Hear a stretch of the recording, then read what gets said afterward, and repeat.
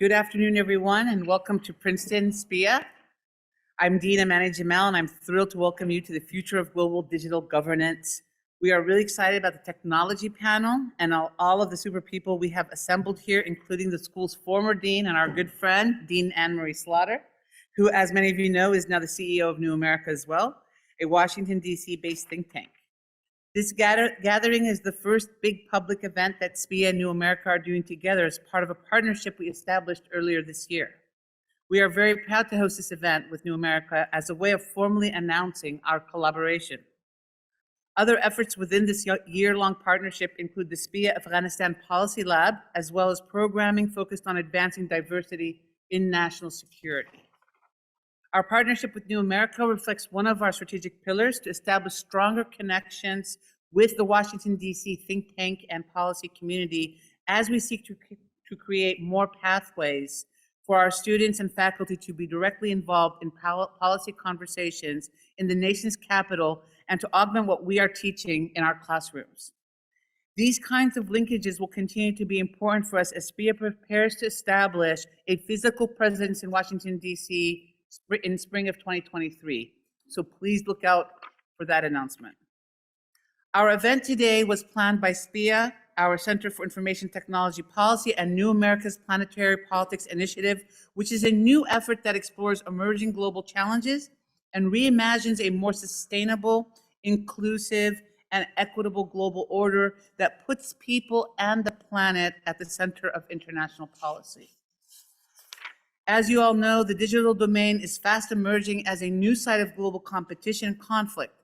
The benefits of digitization have been immense, but so have the harms, including rampant disinformation, privacy violations, cyber attacks, and the worsening of inequalities, just to name a few. It's clear we need a greater global stewardship to ensure digital technology promotes human rights, inclusive, sustainable development, and international stability rather than bringing further harm. I am pleased that today's panel will discuss all of this and more. We are making a concerted effort at SPIA to bring you programming that is up to the minute and connects with many of the important policy challenges facing our world today. So welcome to all of you who are gathered here and to those who are joining us virtually from campus and around the world.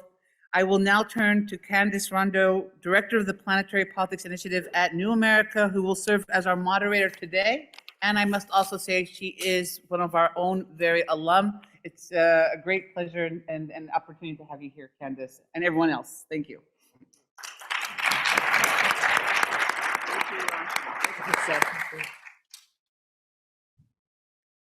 It's so good to be back here. Thank you so much. I'm a little bit sort of nervous, I have to admit, just because being up here after being away for so long and not actually sitting in the audience is a different scenario. And also sitting next to Anne-Marie and Andres and Monica here. These are three very talented people, all of whom bring a lot to the table in this conversation. I want to tell you a little bit about planetary politics. I think, as was just mentioned, it's a new program initiative for New America. And the idea and the thrust of what we are hoping to do is to really sort of challenge assumptions about how we think about power in today's world, given the changes that we're seeing due to the digital revolution, as well as the challenges that we're seeing with the energy transition, climate change. All of these things, and of course the pandemic itself, has opened up sort of a new Pandora's box in a way for how we think about humanity and how we think about our connections with each other, how we think about diplomacy, and how we think about international affairs. And so this seems like the best place to get that conversation started, given how much Princeton and SPIA in particular has been so instrumental for so many years in guiding discussions about the future of the United States in the world, but also international affairs. So I'm very pleased to be here. And standing next to me, of course, or sitting next to me, is my boss, but my colleague, and of course the former dean of the other named school that we shall not mention, Anne-Marie Slaughter, who is the CEO of New America, and she also is a university professor Emerita of Politics and International Affairs here at Princeton University. She started as she was the Director of Policy and Planning at the United States Department of State for 2009 to 2011. That's a position that, if you know much about diplomacy, is kind of famous. It's kind of the chair, it's kind of the thought chair or the strategic kind of coach for diplomacy for the United States. And there she spent a lot of time working on leading the quadrennial diplomacy and development review and working with USAID and the Supreme Allied Commander for Europe on the future of transatlantic relations. I also want to introduce our colleague here to my left. Quickly, I don't know if I can do it quickly because their bios are so big. Andres Monroe Hernandez is the Director of Human-Computer Interaction at Princeton, and he is an assistant professor here at Princeton's Department of Computer Science. He also is associated faculty with Princeton Center for Information Technology and Policy, our partners in this enterprise at the Keller Center, and he's worked a lot on the question of decentralized technology. He's been an innovator in technological enterprise, and he does a lot of advising on computing for technology executives. Monica Greco is a senior program officer at the Open Society Foundation. Her research examines policies and practices for incorporating technology into refugee protection systems for predicting and managing migration. Famously, she has worked a lot on digital ID in particular, especially lately, which of course is a big issue when you think about the change that we're seeing in terms of migration patterns today. And we'll talk about all of these things in our discussion. As you can see, we have a pretty knockout panel, but I think I wanted to start with framing of some of the questions that we have. We were just discussing, in fact, sort of the challenges that we face today with tech governance and digital governance. Some of you may have seen in the news recently that the European Union's Digital Services Act was passed. And a lot of folks probably don't know what that is. I didn't know what it was until a few weeks ago myself. But I do know that for Meta and Amazon and for Twitter, even Elon Musk, they're going to face millions of dollars in fines, in large part because they cannot answer questions that the European Services Act now calls for them to answer in terms of their user base, in terms of their content base, in terms of how they do business. These types of regulations that Europe has now forward and been at the forefront of are changing the way tech companies as well as other actors do business online and offline. And it's kind of also challenging the way diplomacy is done. It's challenging the ways in which nations are relating to each other. And it is setting up a lot of tensions and arguments, particularly between the United States, China, the European Union, but there are other players nationally, certainly at the table, like India, like Brazil, large-scale countries that have very big populations and very advanced technological markets. So we are now kind of at an inflection point, not just with the internet. We tend to think about digital technology as an inflection point with the internet, but it's bigger than that. We're talking about literally the movement of chips, microchips, and who will get them first, how they will be used, and that will determine all kinds of things in terms of how territories are mined. It will determine the ways in which we move from place to place. It will determine the electrification of our transportation systems. But it will also determine who has access to universities. During the pandemic, you all had this experience, I'm sure, where sometimes you just couldn't get online or you were booted offline.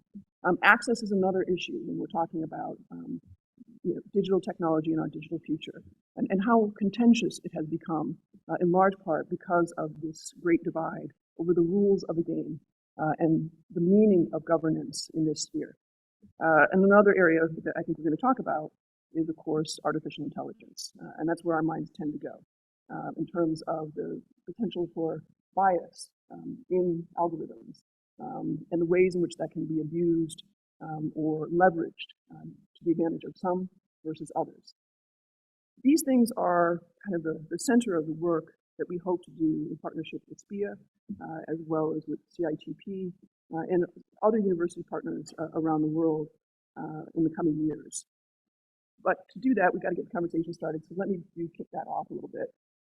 I think there's so much to unpack here, but I want to go big picture if we can. Yeah.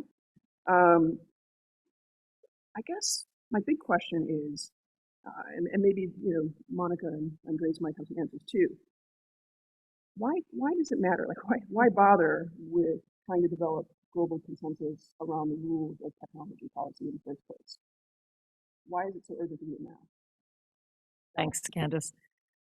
Great to be back here, although I too have memories of sitting here in 1978 where you all are as an undergraduate and a SPIA major, and then moving, of course, to this side of the podium as dean, and since then being on both sides, sometimes being very happy to be in the audience, but thrilled today not only to talk about the issues we're going to talk about, but this partnership between SPIA and New America and CITP, and I serve on the advisory board of CITP, is kind of a dream come true for me.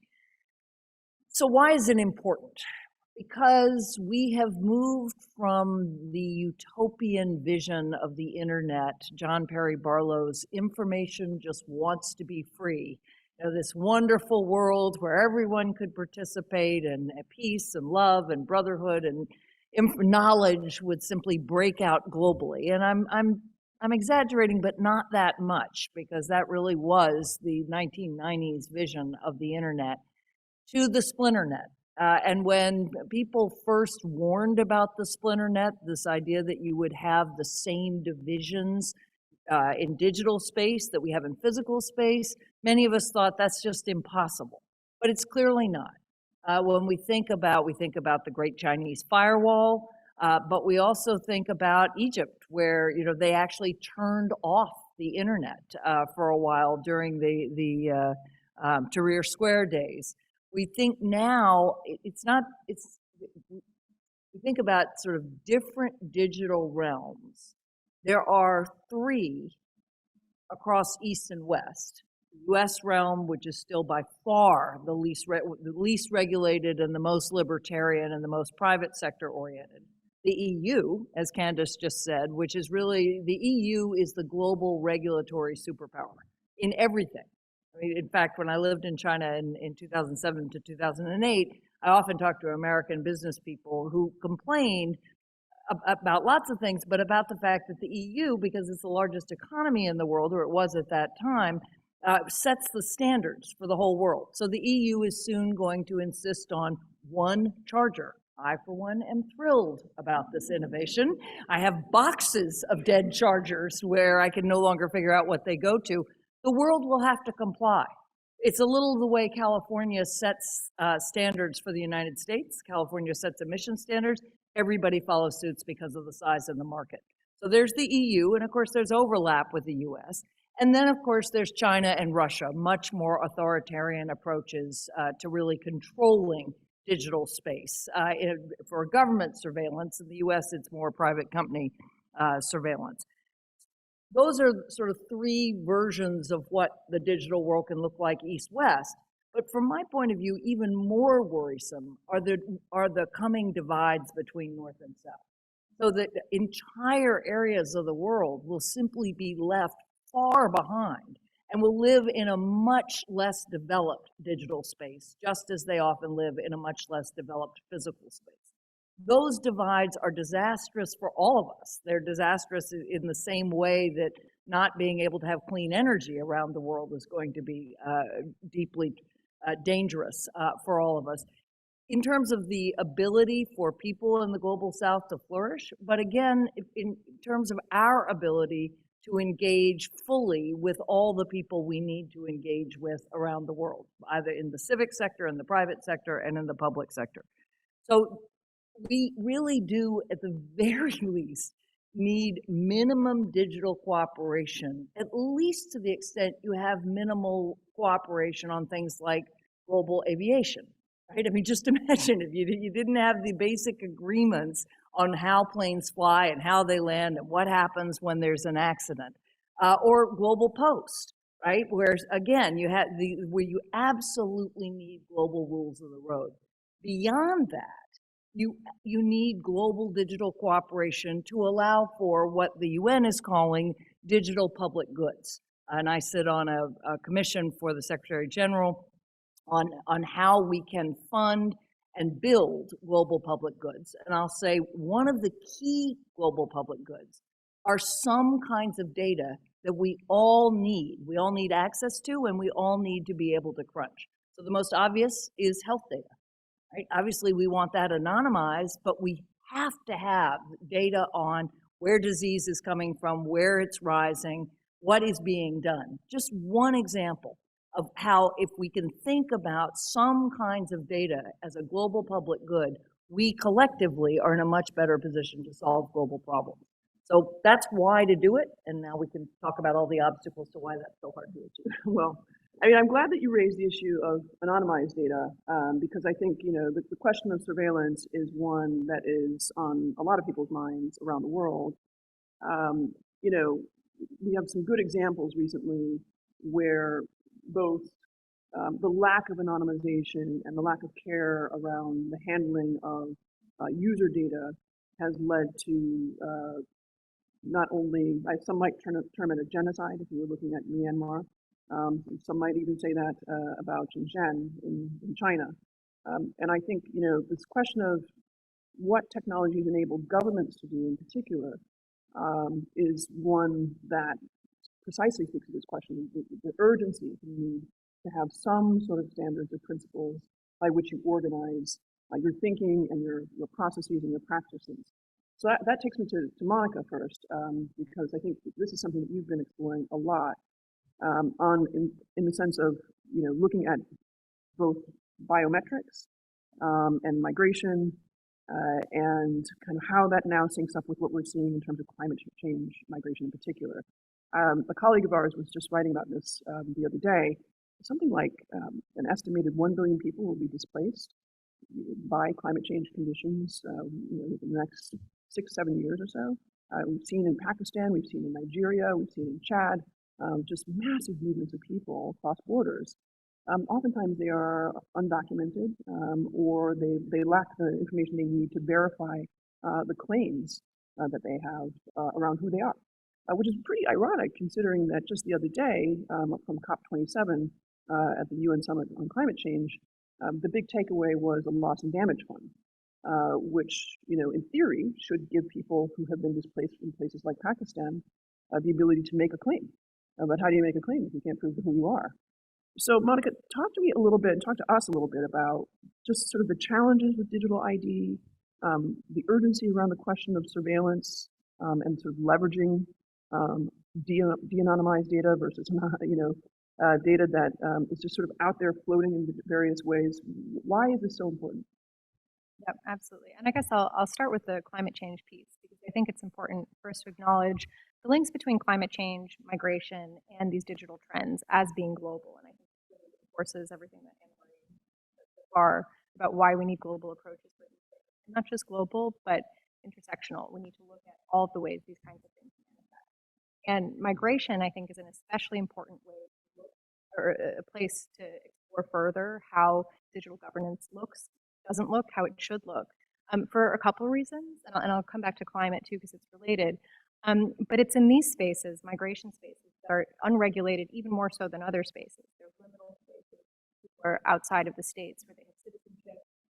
And that means that new kinds of emerging technologies get experimented in those kinds of contexts, and this is what migrants and refugees are subjected to. And of course, these are vulnerable people, so that's something to take into account as well.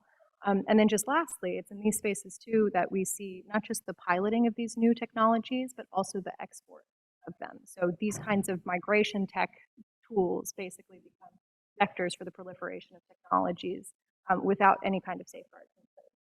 And an example of that, I think, which you were alluding to, is the biometric data of Rohingya refugees who had fled from Myanmar, sought asylum in Bangladesh, handed over all of their biometric data to the UNHCR. the agency responsible for protecting refugees and providing them with basic services.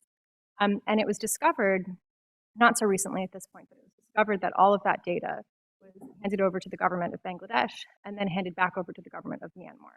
So that meant that the government of Myanmar had a detailed biometric database of the very population that they had been put into. And we can imagine how that could be misused.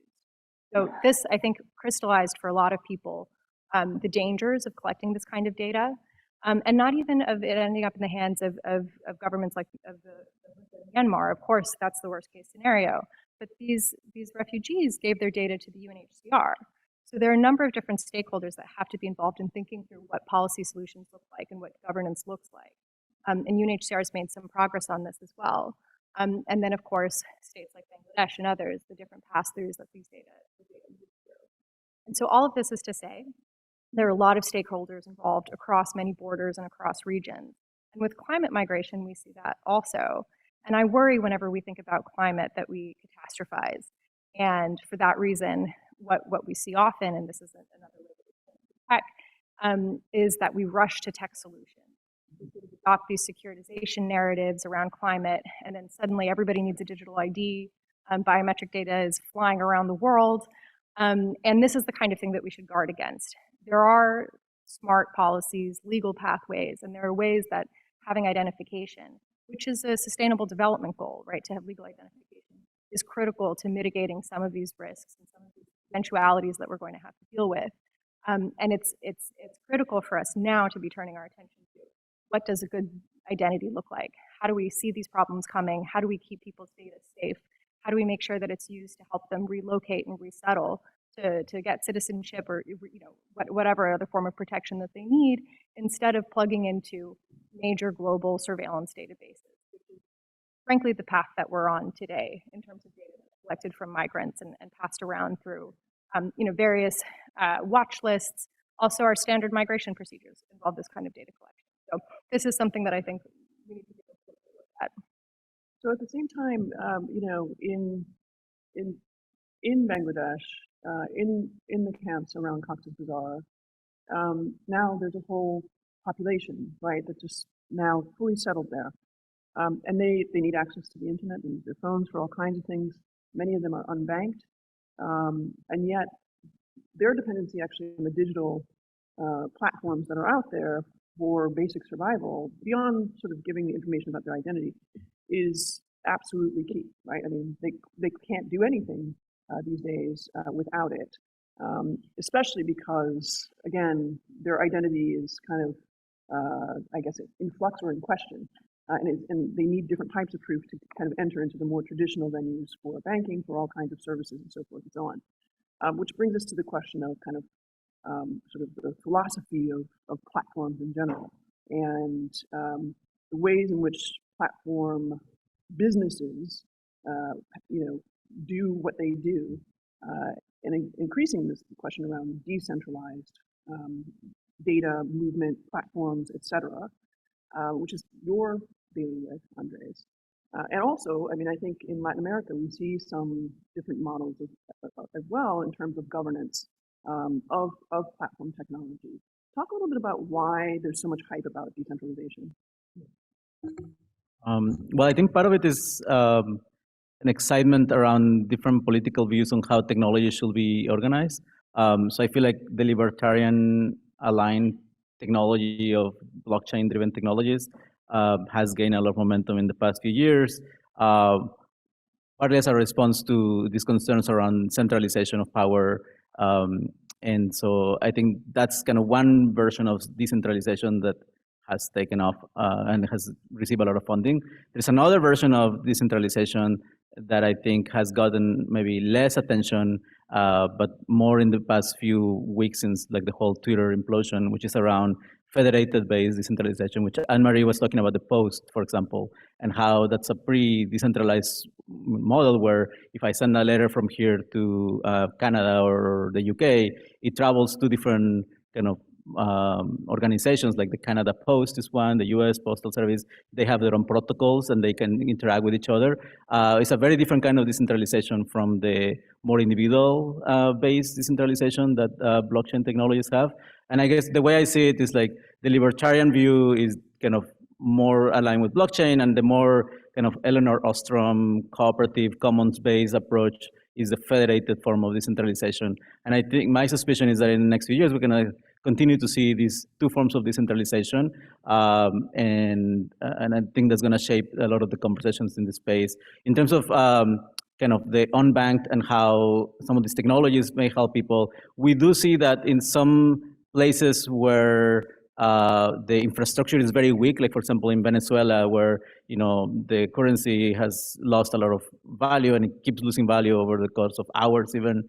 People tend to prefer to put their money on things like Bitcoin, for example, which despite the fact that for us is very unstable and very volatile, is less volatile than their currency. And allows them to engage in commerce and in kind of, for example, some people who work as crowd workers in Venezuela. There's some work that has come out of some folks at Yale that actually get paid in Bitcoin. So they work for American companies doing labeling of data for AI and so on, and they get paid.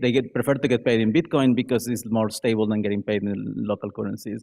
So I suspect what we'll see in the next few years is this competition of different forms of decentralization, sometimes being co-opted by centralized structures like regular banks and so on, and sometimes being more like truly distributed and decentralized. So I think this is going to be a really exciting space to look at, and where I think a lot of regulation and policy needs to be, understanding what the different technologies there are. But also Can I ask him a contention. Please go ahead. Just a follow-up, because I want to make sure blockchain, I think I understand, but could you describe more the second option, the sort of semi-decentralized? I just want to understand well, in better some ways, what that is. And the way the internet started was that federated model where there are hubs, and each hub is managed and operated by an institution or a set of individuals. Today, I will say the most visible version of that has come to the forefront in the news through Mastodon. I don't know if you've seen people saying, "Oh, Twitter sucks. Let's move to the better thing." And so I think the way Mastodon works is, and I think the reason it's really hard for people to understand is that Mastodon is not another website. There's no Mastodon.com. Maybe there is, but like the point is not that there is Mastodon.com, but that you can join an instance. Actually, we were just talking about this, that there is an instance that aligns with your values, and that instance is run by a university, by a community that you believe in, and that you joining that allows you to interact with any other part of the federation. Just like you can send a letter, as I was saying, with the post. But what I think is exciting is that each of these groups can have their own governance, independent of each other, and can still communicate with each other. And so even if one instance becomes evil, like let's say that happened to Twitter, you can belong to a different instance and have that sort of interaction and still be alive. So I think in some ways it's going back to the roots of the internet, of being to really distribute power, but not at the individual level, more like the blockchain, but more at the community level. So you're part of communities of practice or communities of interest, and those are the thing that coalesces people. So let me throw a question out there. I mean, maybe it's twofold. The first question I was going to ask was actually about sort of the contentiousness of blockchain and digital currencies in particular. Example. Nicaragua has now said we will take most of our transactions in digital currency. You mean El Salvador? Sorry, El Salvador. Sorry. Seychelles is also kind of moving in that direction. But we also kind of know that those are kind of underregulated places. And Seychelles is a very good example where it's not totally clear. It's almost like the kind of good old days when offshoring your ill-gotten goods or currency becomes quite useful in these kind of island locations, right? Or in places that are starting to align themselves with a more authoritarian model of doing business and governing. So there's a contentious piece there in terms of thinking about the benefits of being able to roll on and off the digital currency to pay people, right? That's good. But how do you square that circle? I mean, I actually want to hear from all three of you on that. Whoever Yeah. wants to jump in. I mean, I guess I can start. One thing that I feel that people often maybe misunderstand about cryptocurrency is how, because it's a public ledger, it's a lot easier in some ways to see a sequence of actions done by a particular account and track those down, easier than, say, cash. Like cash is more anonymous than cryptocurrency. Obviously, you can create like pseudonymous accounts and things like that, but I feel like from a regulatory perspective, um, and if you're trying to, do some investigations, stuff like that, probably crypto is a better technology for tracking people than cash, which is what we had before. So I think there's maybe a misconception that is the easiest way of doing like nefarious transactions, while I think cash still is probably better. And the other piece is the co-option or adoption by central banks of some of these technologies. And so I think that's going to create a whole new category of problems that we haven't really thought about of, are they just essentially a different use of cryptocurrencies that are very different from the kind of Bitcoins of the world that are really controlled by a central bank and so on. And it's more like the use of a database that it just happens to be distributed. So yeah, I guess just two pieces there, like of twist in the story, I guess. Now, I would, so on cash, yes, there's a reason all those old movies or current movies have briefcases full of cash, right? Unless it's marked bills, in which case it's leaving a signature just like a digital signature. But I do think what doesn't get discussed enough is not the nature of the currency. You can have digital, the Fed can have digital currency and will if it doesn't already. I mean, think about the IMF. It has special drawing rights. That's a created currency that the governments of the IMF have agreed, okay, we're going to hand this thing out, and that's like giving somebody digital tokens, or at least that's how I think about it. What's important is not the nature of the currency, it's who is backing the currency. And that then goes back to your libertarian point. Many of the people who really support cryptocurrency, what they like about it is that you're taking government out of the equation. And that might be good if you think the government's bad and you trust the alternative more. From where I sit in the United States, I'm not at all certain that I trust any of the folks who are in charge of cryptocurrencies more than I trust the Fed. FTX, anyone? Exactly. What about you? What are your thoughts on sort of this kind of back to the decentralized roots of the internet as a vehicle for helping us get closer to governance principles? Yeah, I mean, it's a good question. And I guess, maybe to take it back to migration, we, and crypto too. So a couple years ago, I think around 2015, we put a lot of energy behind all kinds of different solutions that were blockchain, different crypto solutions for dealing with that now, some 7 years later, really haven't gone anywhere.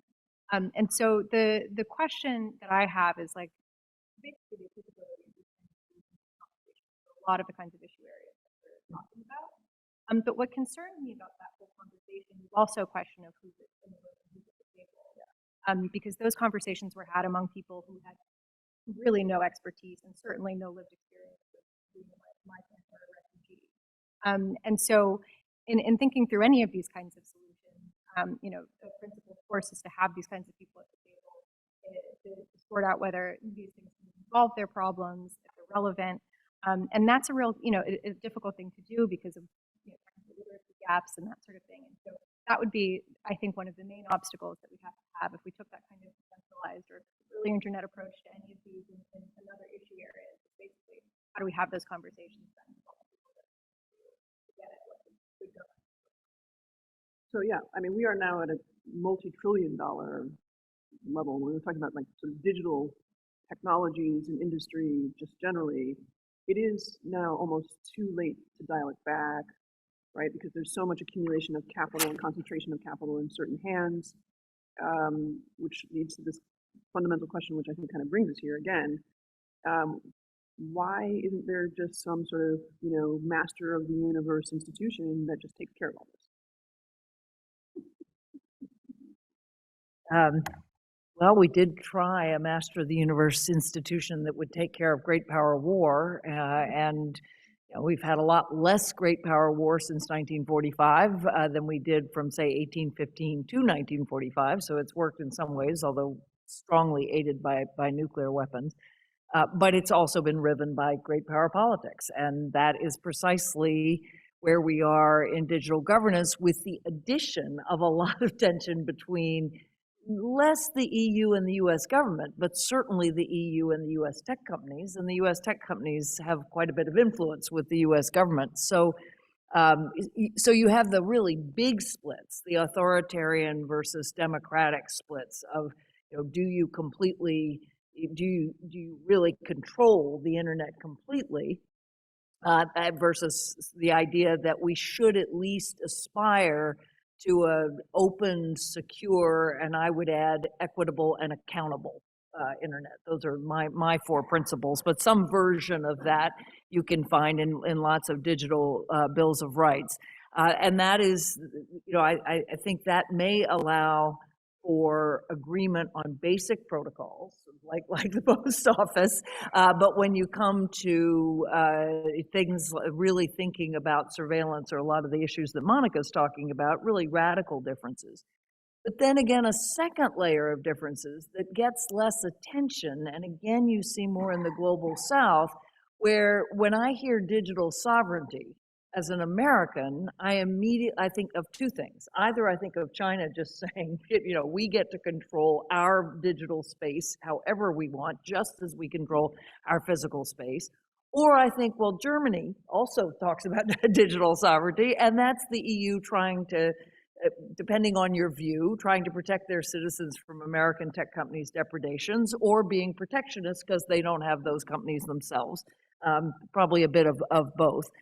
But when you hear Kenya talk about digital sovereignty, what Kenya is saying is, we're the losers here. We're the rule takers. You're not letting us be the rule makers. And until you give us a seat at the table, we'd prefer a measure of digital sovereignty to your definition of an open internet. And I think that there's a lot of merit in that, even though from first principles, I'm obviously, as I said, I want there to be a broadly global, open, secure, equitable, and accountable internet. But if I were a Kenyan or any other government that really doesn't have either access or any ability to make these rules, I think I might well be standing on digital sovereignty again. So one reason, it's difficult to make rules is, again, this question of capital accumulation.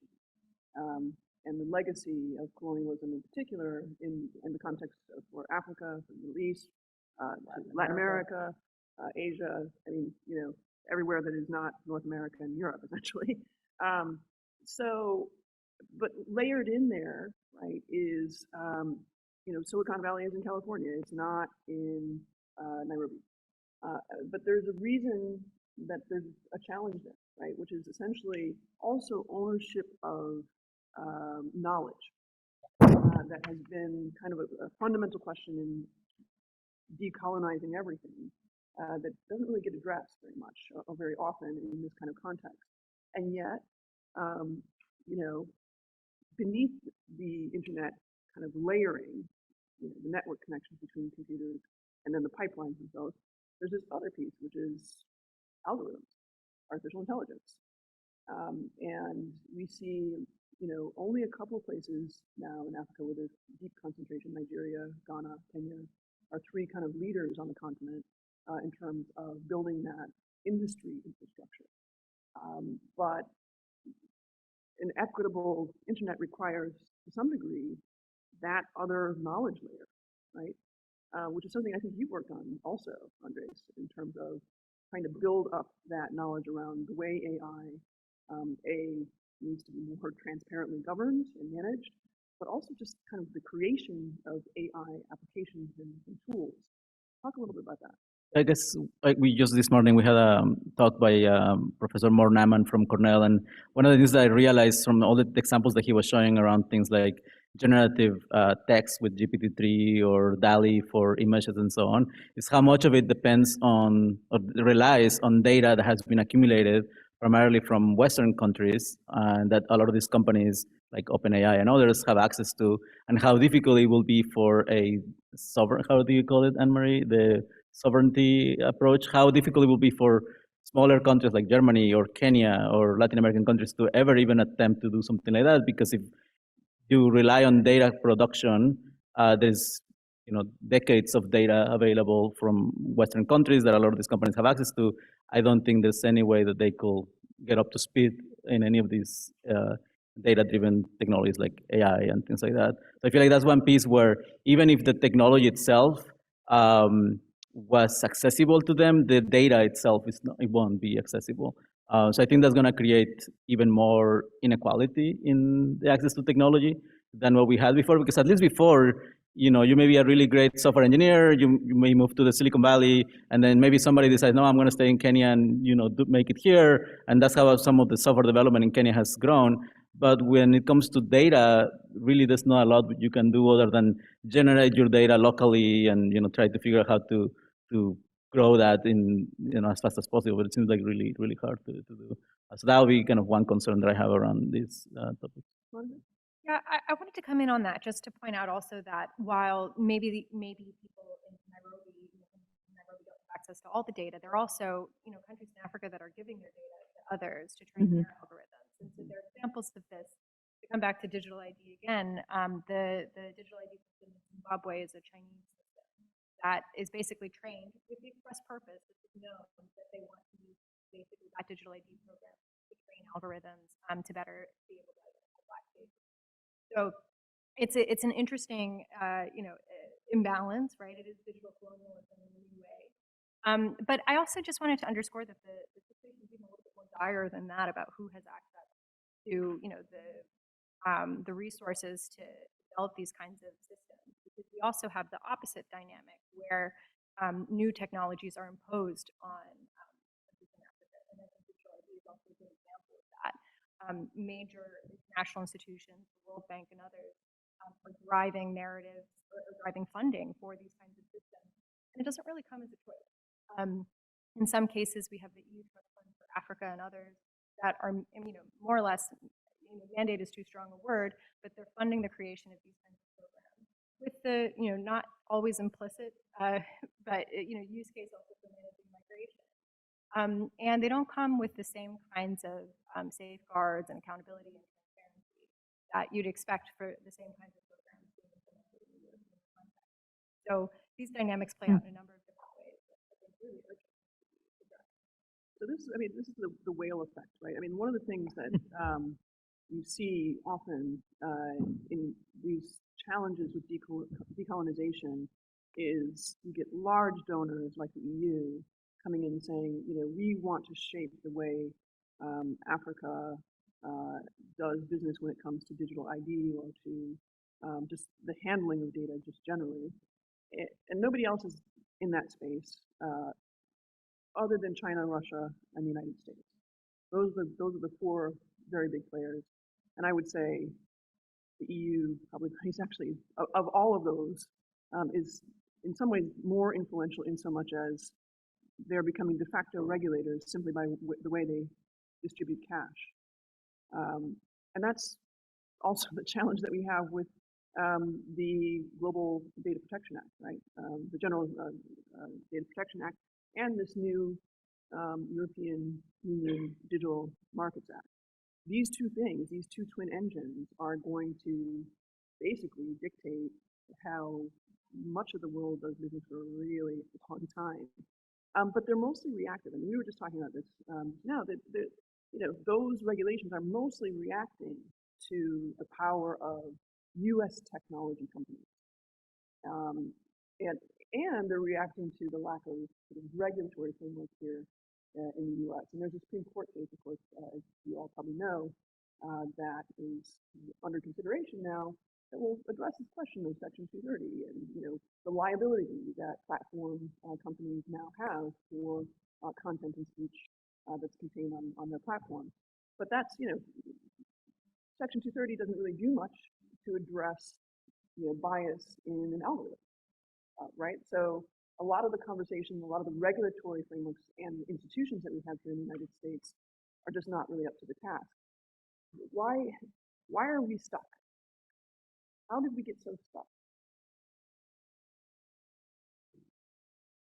I don't think there's one answer, and but one of the one of the answers is, as I said, just straight out global politics that cross cut differently here than in some other areas. For instance, just if you think about nuclear politics is one example. Well, there you have Britain and France and their nuclear powers, and you have India and Pakistan and Israel. There were nuclear powers. So it's a different pattern of who's objecting to what. But here you definitely have very big players who are at odds with one another. The second problem, though, is a different one, and is exactly fragmentation and decentralization. There's no shortage of efforts to offer, global digital principles. Sitting on this UN commission that I'm on, I've got, files worth of different reports, all really good reports, but by different centers in different countries. And then, of course, again, you actually really do want to make sure the voices you're not often hearing are equally weighted. But that's a second problem, even within the UN system itself. So you have the Internet Global Forum, IGF, which is a sort of broad, non-mandatory, it doesn't have any rulemaking power, but it brings everybody together. And that's under UN auspices. You have the new Tech Envoy. You have various sub-agencies of the UN that have a piece of the pie. Then you have all the regional organizations. Africa has a digital charter, the EU has a digital charter. So the second problem is actually not that we don't have the ability to do this, that there is no way to say, this is the thing. And I think we will get to some agreement on global digital public goods, some agreement on, again, basic protocols, security, and more around security probably than a rights-based regime. But I think it may take, decades before we get to anything that really looks like an identifiable global regime. And you think, well, how could we? Well, we went for centuries without a global financial regime. Right? It's only post 1945 that we have something like the International Monetary Fund or the World Bank, and those are still radically imperfect. So it would be utopian, I think, to think that we're going to do that much better in the digital field. Doesn't mean we shouldn't be trying, and it's a slow process. I was an international lawyer originally. We think in terms of decades, not years, if not centuries. So I think there's a lot to work with, but I don't see us adopting this perfect, beautiful digital master code. Can I ask you a question? So Yes. you mentioned the example of nuclear weapons, and I was wondering if the reason why those enable for more international cooperation was because only states could make those weapons, versus now it's more about tech companies and different local governments, and I don't know, it feels like maybe harder because there's less of a, entity like a state. But More stakeholders now. Yeah, I definitely I'd love to hear Monica on that too, just in terms of the specifics.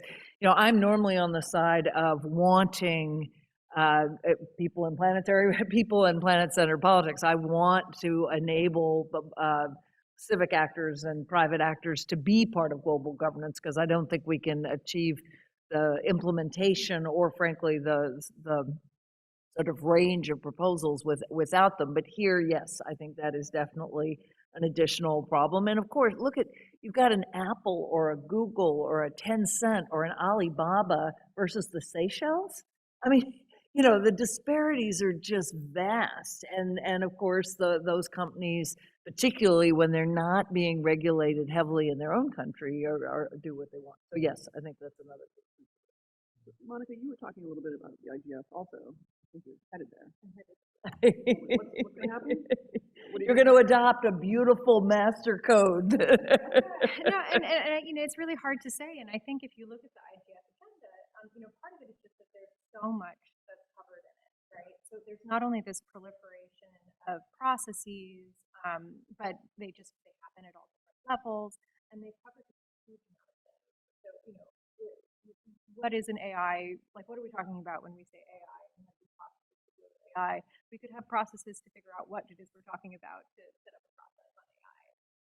And so it's the proliferation of topics that I think is part of what's so challenging about it.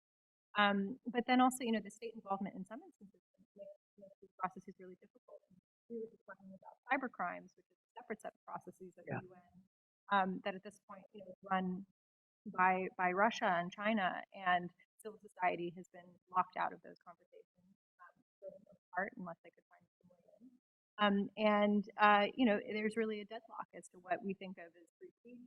Others think of as dissidents, and others think of as terrorists. And it's hard to see a way forward in those kinds of processes.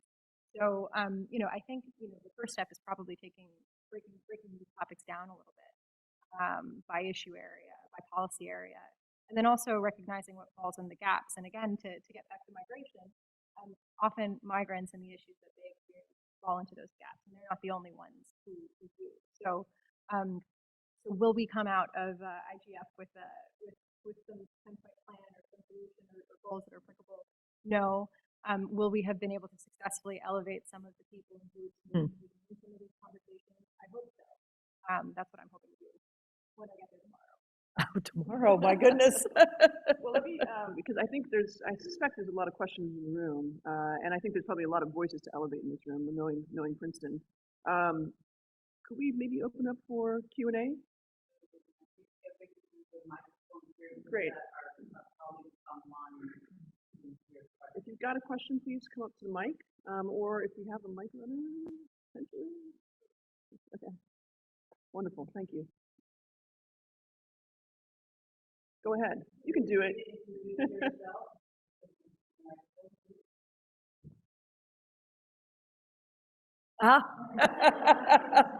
Okay.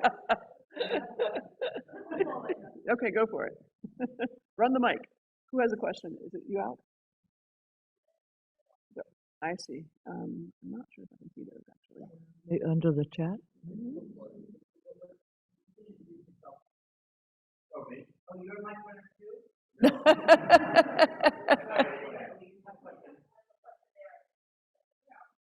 Thank you.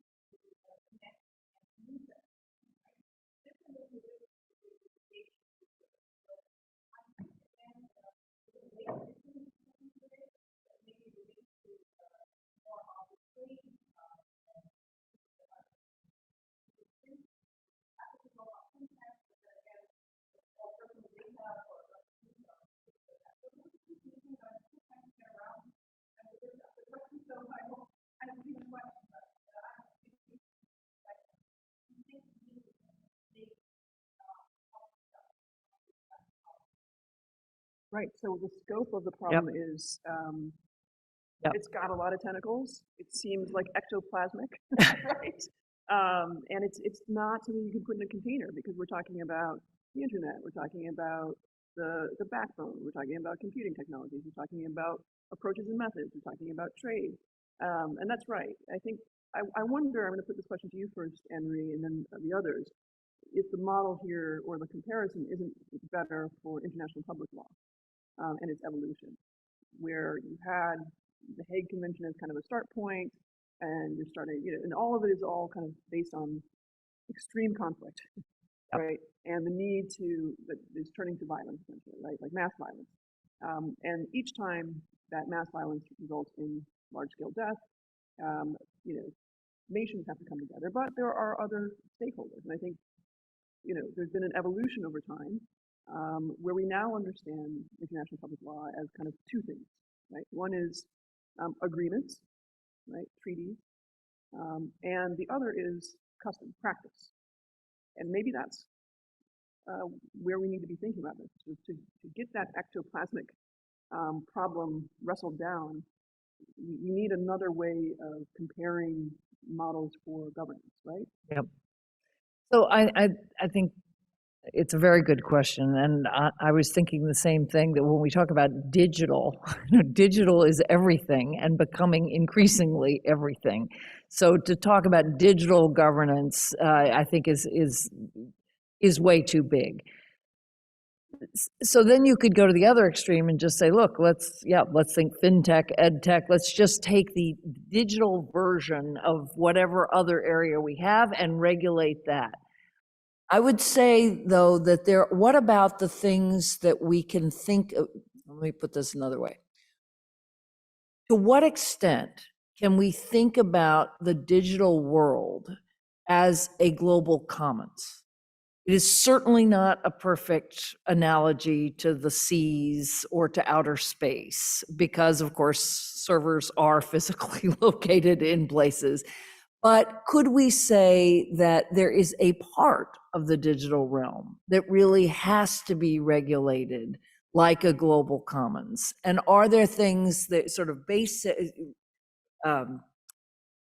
some things that would be so destructive to the entire digital space that you could outlaw them in the same way that you can have law that regulates the freedom of the seas?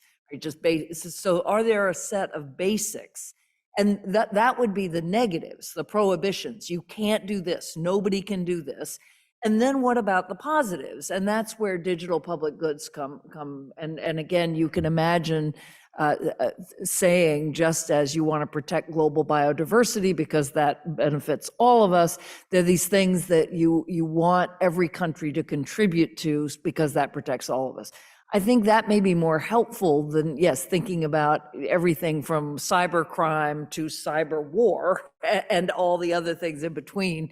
But I do think there's a list of digital benefits and digital harms that are so grave or so beneficial that they would merit global, some kind of global code.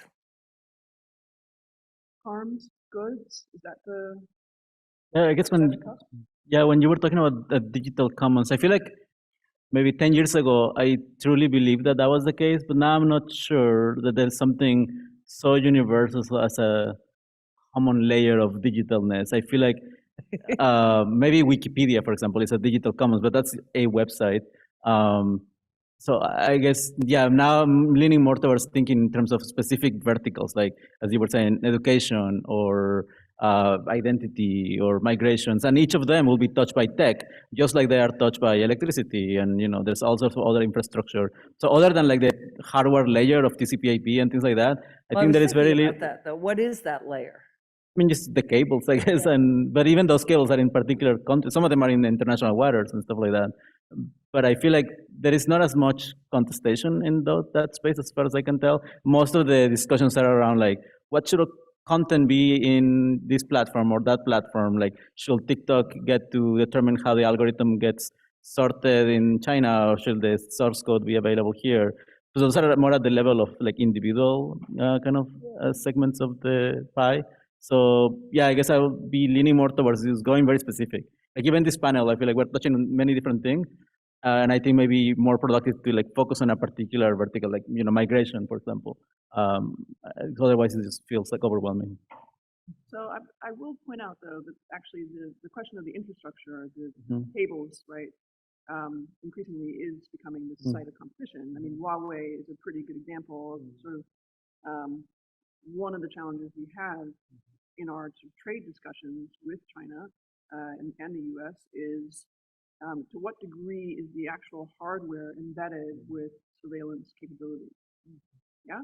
And so increasingly, I think we probably can see and have some evidence that attacks on the actual cables are becoming a thing as well. So I wonder if that isn't just kind of the bedrock. What do you think, Monica? Well, I was just going to say also that these kinds of more fundamental internet governance questions also came up in the context of Ukraine, and others can speak to that more than I could. And we might think of that as a test, and if there are learnings that we could extract from that. But while we sort out what something bigger looks like and the value that that would have, what I want to make sure we don't come away from this panel with is the sense that there aren't things to be doing in the meantime, because there are a lot of things to be doing, ranging from even requiring human rights impact assessments, better human rights due diligence. These kinds of things happen and can be exported from other types of practices into digital practices too. So there are all kinds of things that can be done, making sure that the regulations that are out there, like the EU-AI Act, actually include everybody and can reach into spaces that maybe they hadn't before, like national security spaces, to the extent that something like that would be possible. So all this is to say is that there's still major questions around what a more global peace would look like and what all would fall under that umbrella. But that doesn't mean that there aren't other things that we should be working on simultaneously. There was a hand. I see a hand over here, and I guess our mic runner. There we go. Perfect. Yeah, I appreciate you bringing up. I did bring up the kind of physical stuff that I think a lot of folks have experienced the technology so often on the daily basis that forget about the tangible realities that make those possible. And specifically, I'm curious about what do you think about this kind of strategic competition that we have with China? We passed the CHIPS Act over the summer, and then we continue to policy targeting the and there are like legitimate reasons why once again, they could be using this technology to surveillance. On the other hand, we want to create a digital common. When you're limiting the amount of global players in that industry, that's also limiting the technology. So if you're a policymaker, how are you balancing strategic competition and like defense requirements of the tech industry versus that you don't have that. Emery? It's a great question, and I don't have a great answer. I will.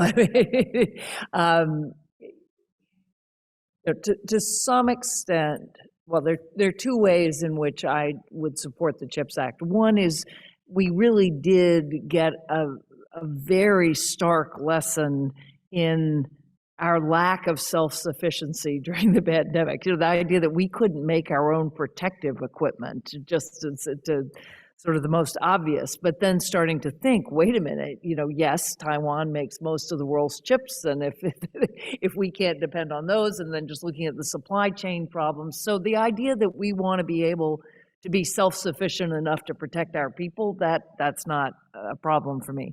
The second is our infrastructure is a complete mess, and if we need to compete with China to get that through Congress, okay, I think we're too hard on China at the moment. I'm worried about some of the extent to which the administration has used that, but I also understand the politics of it. Where I think you really, though, touch something very important is, are you just driving a splinter net? And are you doing it in such a way that you will compete with China in every other country? I can see a good narrative there where countries actually benefit from that competition and they play us off against each other and they, adroitly in ways that benefit lots of other countries. But I can also see a way in which either we force, we use our power to sort of force people to accept our technology and vice versa, in ways that simply, again, split the digital world more and more, as was true during the Cold War, where you had Russia's allies and the US or Soviet Union's allies and ours, and don't allow for what should be the sort of minimum degree of interoperability and of commerce. So I think that's a very deep tension. And the final thing I'll just say is I was just talking to a group of Turkish diplomats, and they read all of this as pure protectionism. That for them, as far as they're concerned, we've just found the national security exception to all the free trade rules, and they need those rules, right? I mean, it is as bad as globalization was for many Americans, it was very good for people in lots of parts of the world, and we need to strike that balance as well. Can I ask a question about strategy? Like, I was curious, in that world where we are more self-sufficient with like protective equipment and stuff like that. It sounds great, especially during the pandemic, but I feel like in some ways the interdependence between all the countries, did that help or will that help deter war? For example, like if we truly are able to make chips in the US, then maybe the US will be more okay with China invading Taiwan because like who cares? We have our chips, like that sort of thing. While right now, like I feel like China may be concerned about attacking Taiwan because they also depend on those chips. So like, should we double down on interdependence, or should we, as you were saying, like maybe look more of independence and sovereignty? I don't know if there is any. There's a very long tradition about, or deep literature about the relationship between interdependence and war. And just most recently, it was the McDonald's theory that two countries that had McDonald's would not go to war. That has been decisively disproven. So it doesn't lead to peace. Overall, however, I would rather have a more interdependent world than an autarkic one, for sure. And so the question is exactly, how do we draw that line? And there's a particular danger in all countries. I mean, Russia's done this forever and we're doing it too. You use foreign threats to consolidate domestic power or to get something through, and that becomes quite addictive. And the next thing you know, you're in a classic security dilemma where you make a move and they think that, you know, you're being aggressive, and they make a move in response, and on we go. I see one question down here.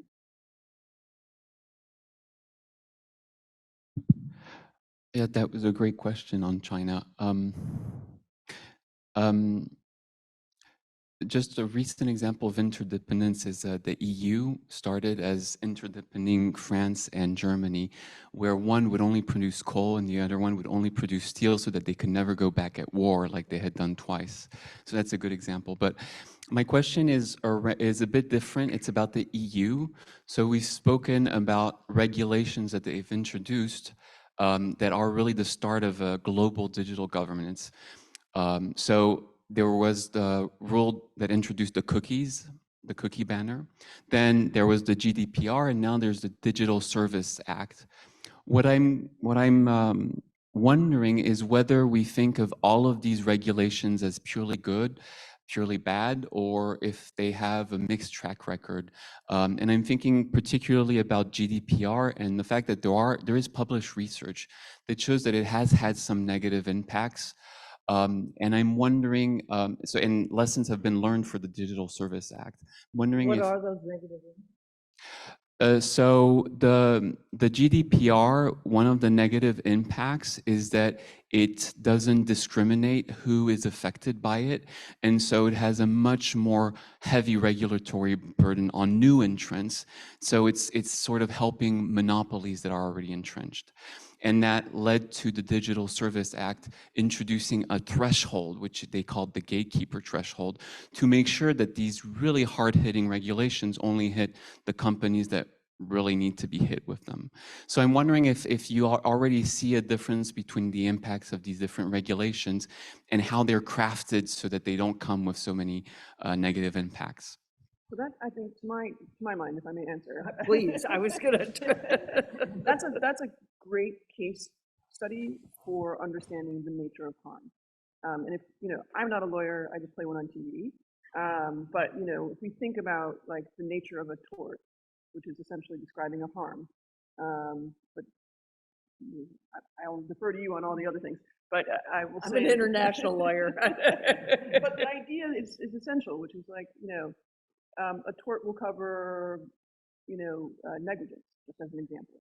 Okay, what does that look like in the world of international principle law when we're thinking about unintended consequences of regulatory action, right? And the ways in which it can reinforce monopoly power and the concentration of capital and exclude others from entry, not just into the market, but literally into the everyday life of doing business, going to school, you know, going to work. That's the unintended consequence we're talking about.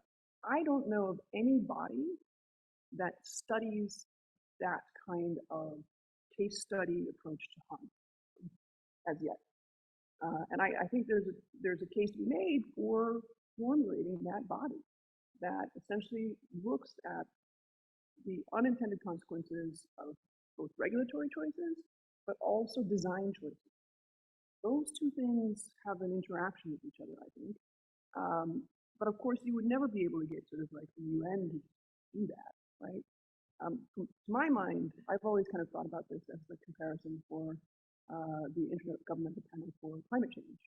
And if you think about it, whatever, 70 years ago, there was no World Meteorological Society. There was no kind of talk of some sort of governing idea of what we mean by climate. In fact, climate wasn't even a word being used 70 years ago or 60 years ago. We're talking about climate now, but when I was young, we were talking about the environment. Right? We were still in the kind of Silent Spring, Rachel Carson kind of moment, and this idea of climate being the actor or the the dynamic system that shapes the way we interact with each other and the way in which the biosphere is kind of moving things and enabling or disenabling, right, or disabling interaction.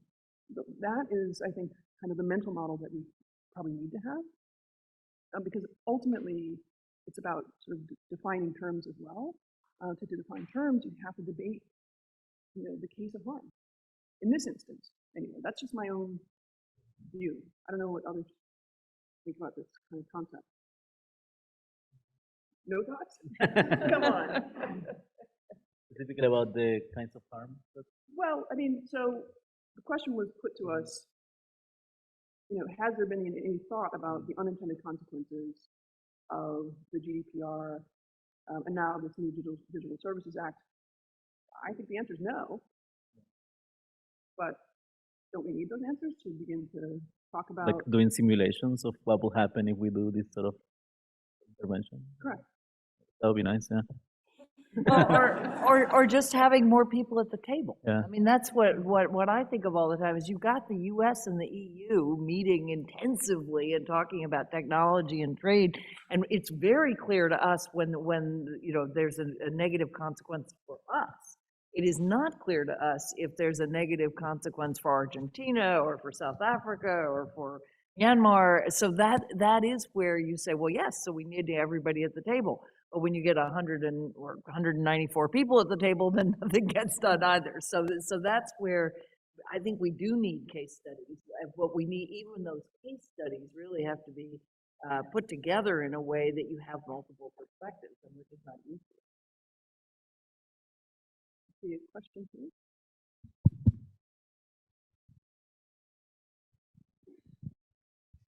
Hi, can you hear me? Awesome. I have a very similar question. I'm really curious about the American Data Privacy and Protection Act. And I'm specifically asking about the ADPPA because there seemed to have been this assumption that the EU is the regulatory monopoly or the regulatory power in the room. And so I'm wondering if, from your perspective, the ADPPA will change that at all, if it's passed, I guess. And then secondly, if you think that will somehow constrain the tech powers that are, pushing their totally unchecked power on other countries and other people. A great question. Monica, I see you shaking your head.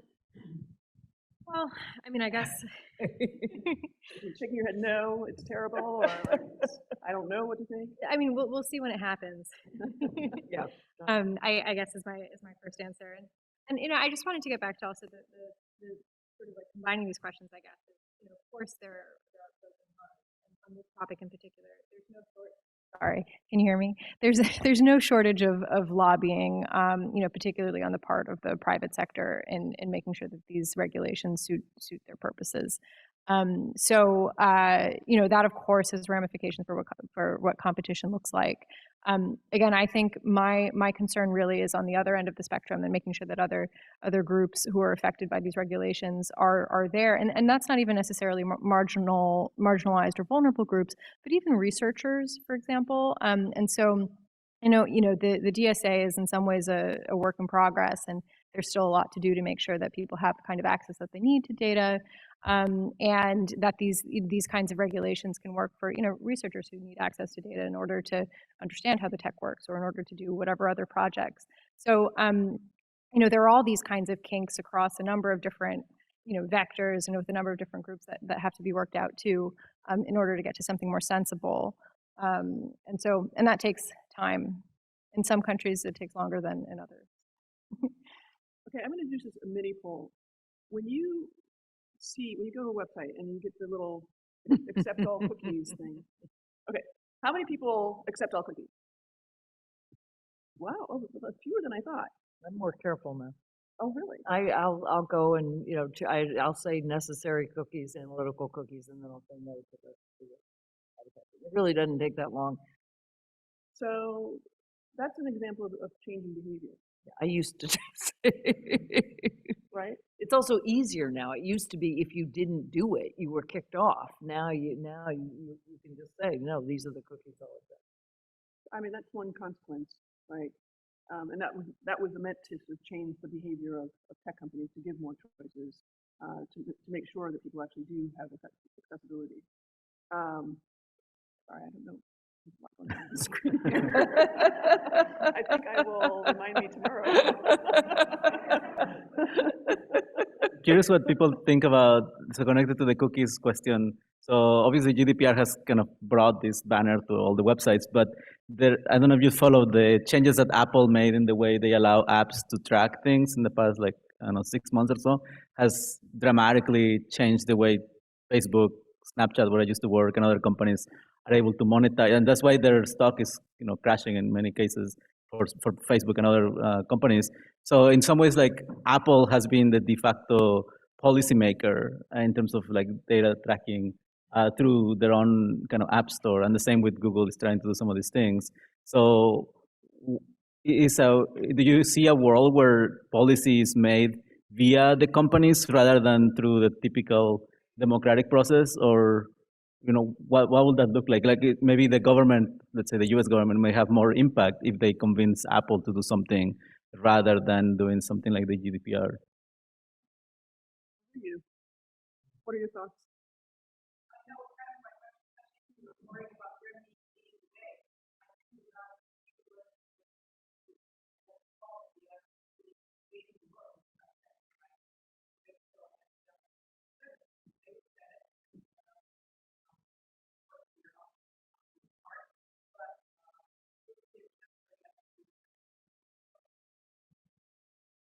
But then to your question about I don't know The American.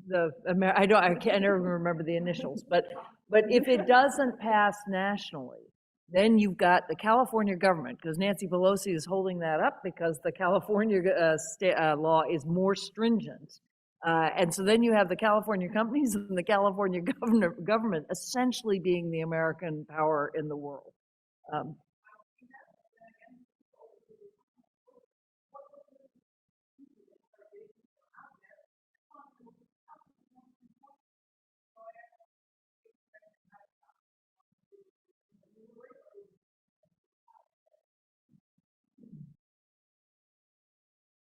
Any last questions? I feel like there might be one more in there. I thought two actually. So I think we probably have room for two more. She had her hand up. Sorry, she had her hand up first, I believe, and we'll go to you next. Thank you. Thank you so much. This is fascinating. I have a very broad question, and I guess it matches the very broad topic. So I guess for nukes, it's quite clear what we're trying to avoid. It's clear that we're trying to use it for deterrence and everything, but it's not as clear what we're trying to kind of move digital governance towards. Like there's the ideas of federated governance, the ideas of digital public goods, the ideas of digital ID. So I'm wondering, how do we reach consensus into this direction? And I guess also authoritarian governments have their own needs for surveillance and whatnot, and kind of that's their view of an ideal digital system. And I guess it's very confusing because there's so many ways digital governance can go in general. So I guess the broader question is, which direction do you think we should go, and how do we even define that direction and get everyone on board?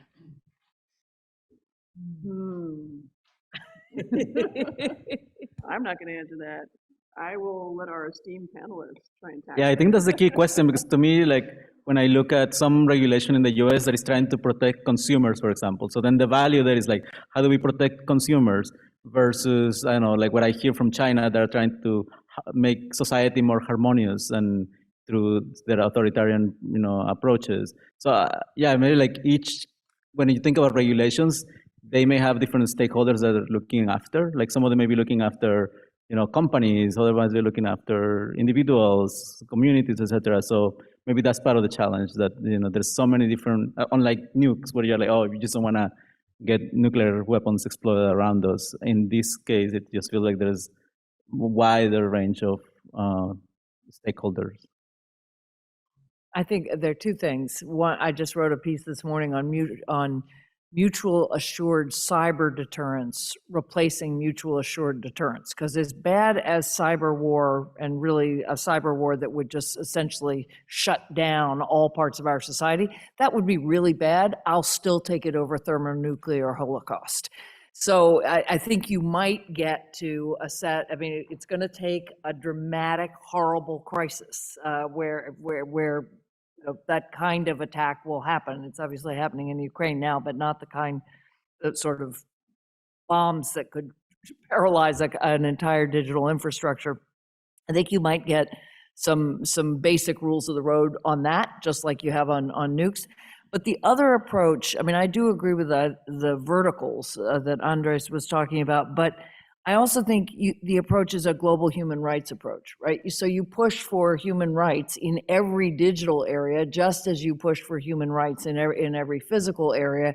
That will be highly imperfect and take forever and never be fully realized, but it may be, it's probably the best positive goal that we have. So generational influence, essentially. That's what we're looking at. Planetary in scale, with generational in character. Good question. First, thank you all for this really robust conversation. It's been a pleasure to listen in. I wanted to come back to this idea or the brief conversation about changes to how we handle cookies and the kinds of behavior it generates. Because for me, this raises a question that I see as kind of the other side to the coin about digital governance, which is that, as I see it, a lot of policies that are emerging create new sets of rights, but also responsibilities for individuals to exercise those rights when it comes to data and the technological systems that implicate them. So I guess my question is, as you think about, as we focused on policy making around data and technology issues, how does our understanding of citizenship and of rights and responsibility need to change as we move towards, policy making in this new kind of, new era? That is why I love this place, because that is the question that I have been thinking about too, and I'm wondering, what is, how should we conceive of what is sovereign and what is a citizen, and how does that work now, right? I wonder if you guys have thought about that and you have any sort of ideas about how we should be thinking about rights and responsibilities and things like that. Yeah, well, and I guess I also, to come back to digital ID, which sometimes has something to do with but the digital ID, for example, that refugees get from UNHCR is something that is presented to them. They have a choice. Technically, you can opt out. More often than not, they don't know that we can opt out. But we don't know that we can opt out of most things that we can. And they're put into a position where they can take the time to opt out, or they can collect their visa. And it just removes any kind of choice that you would have, really, in practical terms, even if you had the time to think through, to ask, what is it that I can opt out of? Can I opt out? What would that involve? How would I, and so even in situations where in theory you could have that kind of agency, often you can't, not realistically at least. And so I think that's an even more complicated question that we have to kind of practically grapple with here. And some of it is a technical literacy issue, but it's also the reason that we don't put this on the backs of people, that we have authorities that are thinking about, what do the kind of protections that need to be in place for vulnerable people who don't have the time necessarily to think through whether they should be handing over their biometric data. And that's the role of those sorts of independent investigators or regulations, oversight, whatever it might be. And that's really critical. I don't think we can set that kind of thing aside. Put it up ourselves. Where, like what you were sort of talking about and laying out kind of makes me think, this comparison of like, digital domain as sort of a utility, or even the internet as utility. I'm not sure, because utilities, when you talk about utilities and citizenship and sovereignty, you're not thinking like the electrical grid, how do I relate to that as a citizen? It's sort of like I turn on the light, right? I mean, I turn on the light and that's that. So that comparison is a little bit challenging, What do you like? All right. Yes, although, now I turn on the light and I think about the planet, which I never would have done before, right? And I actually think about where that electricity is coming from. And I think about, I'm just, as we're heading into this holiday season and we're using renewable batteries in our candles. I mean, these little choices that none of them will solve climate change, but as a citizen, I actually do think I have more of a responsibility than I did. I think we have, let's start with read the cookies, right? That's the minimum step. I think we have a obligation to be minimally digitally literate. I think that should be part of civics. And thinking about, and I hope we will be teaching digital literacy, at least teaching people how to avoid misinformation by being highly critical thinkers and checking other sources. That's the kind of thing we do in rooms like this, right? We teach people not to take things at face value and to ask lots of questions and to verify your sources. I think that should be part of our civic education. The larger question, though, of, is this for all of us, or do we delegate to experts as we do? I think I'd leave us both nationally and globally. We cannot delegate this to experts unless our experts look like the country or the world. And that, to me, is an absolute minimum obligation, just because of the weight of these questions. These questions determine so much of our lives. And so it has to be really we the people, in whatever country or whatever global or regional forum that is, actually reflects the people. Here's a high note to end on. I want to thank you all for coming, and also thank you to the SPIA team and the CITP team. This has been a great conversation. I know we're going to have a lot more, and I want to thank our panelists, Anne-Marie Slaughter, Andreas, oh my God, help me. Monica. Monica Greco. Thank you so much. Thank you all. I did that last night. Yeah, I'm doing it forever. It's a senior moment. It's a senior moment, exactly. It is fun to be on this side of the table again. Excellent. I was wondering what this was about. Well, I didn't realize that this was. It's nice to see you. How are you? You're coming up for tenure, right? No, you're way back. Yeah, I wanted to say good to see you. No, I know I read your book. Good. Simulation is not about that. I mean, if you want to. No, of course I know. Good. I loved your book. Before, like, Yeah. right? Okay, I must have been.